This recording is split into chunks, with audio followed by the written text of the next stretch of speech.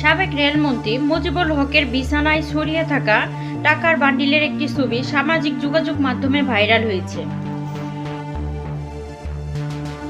13 September বিকেল থেকে Facebook, Twitter, TikTok সহ বিভিন্ন প্ল্যাটফর্মে ছবিটি ভাইরাল হয়ে গেছে।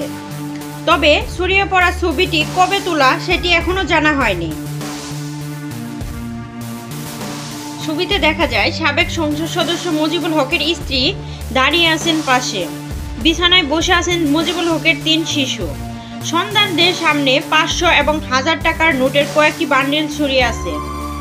মুজিবুল হক তার সন্তানকে কোলে নিচ্ছিলেন। এক শিশু একটি শপিং ব্যাগে থাকা টাকার বান্ডিল নিয়ে খেলা করেছে। মুজিবুল হকের স্ত্রী হুনুফা আক্তার দাঁড়িয়ে সে দৃশ্য দেখছেন। ধারণা করা হচ্ছে সাবেক সংসদ সদস্য মুজিবুল হকের কোনো এক সন্তানের জন্মদিনের ছবি এটি। সন্তানদের জন্মদিন উৎসবকে আরও আনন্দময় করতে কয়েকটি বান্ডিল টাকা ছড়িয়ে দেন বিছানায়। এ সময় মুজিবুল হকের খুব কাছের কেউ সেই ছবিটি তোলেন। গত 5 আগস্ট ছাত্র জনতার আন্দোলনে সরকারের পতন ঘটে। এরপর থেকেই খোঁজ মিলছিল না মুজিবুল হকের। তার মোবাইল ফোনটিও বন্ধ ছিল বলে জানা যায়। এসব কারণে এ বিষয়ে তার কোনো বক্তব্য নেওয়া সম্ভব হয়নি এখনো।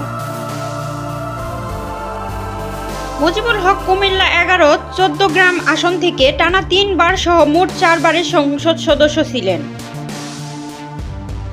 মুজিবুল হক 66 বছর বয়সে দীর্ঘ কুমার জীবনের ইতি টেনে 2014 সালের 31 অক্টোবর হুনফা আক্তার রিতাকে বিয়ে করেন।